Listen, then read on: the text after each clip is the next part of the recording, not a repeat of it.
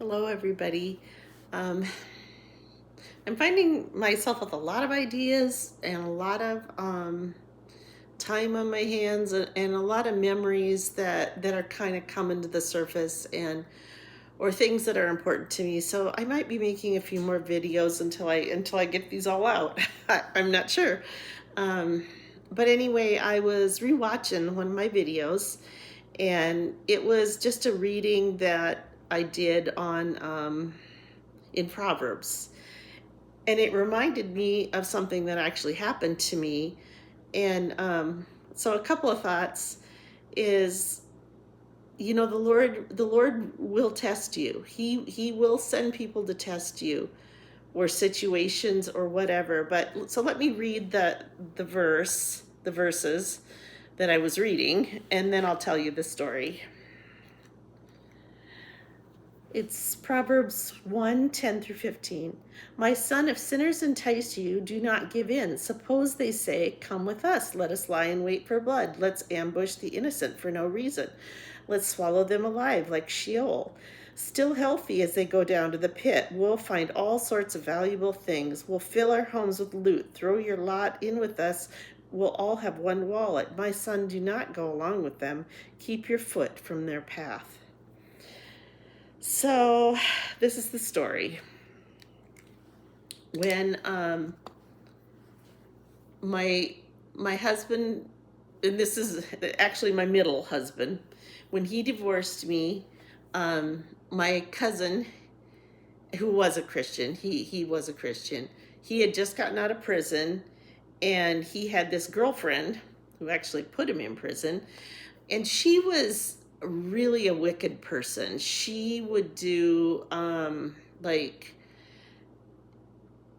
she had him thrown in prison, and he was a big guy and she was just really tiny, but she would call the police and they'd show up and she's crying and throwing her fit and making the police feel sorry for her and telling them that Larry broke a door or did something when he didn't do it.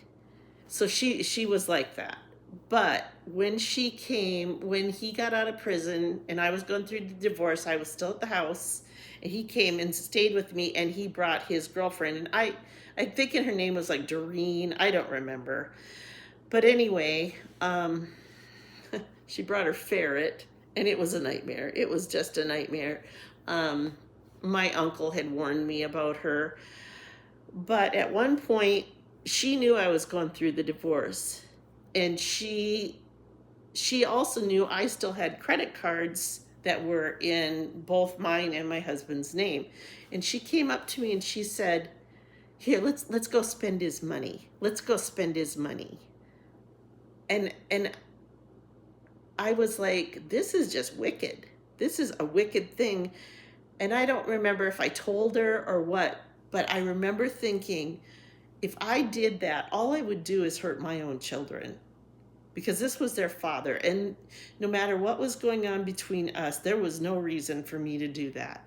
And so I wouldn't do it. And in the end, the Lord gave me wisdom to deal with her, because she would play that little trick on me too. She'd be like all crying and telling me how horrible Larry was. And one day, to get rid of her, I was just desperate to get rid of her, but I told her, she started doing that with me, and I'm like, well, you're right, you should go, you should go. I helped her pack up her truck, wished her well, and away she went.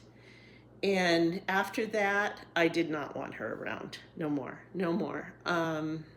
Just wasn't a good situation. So that's my story of that. I do have other stories that I will probably tell you, as they come to memories, and especially if they connect to Bible verses. And Hi, I just wanted to come on and make a clarification from a video I did yesterday, I believe it was. It was about curses, and after I did it, which I left it up, but I thought I need to maybe clarify. I went and looked it up about the curse with Noah and Ham, and Ham, black men did come from Ham, but the curse was actually on Canaan. And so I don't really understand, and this is why I avoid teaching, but I wanted to just clarify. I'm not sure about all that. Um, anyway, so I just wanted to let you know. I love you guys. Bless you. Bye.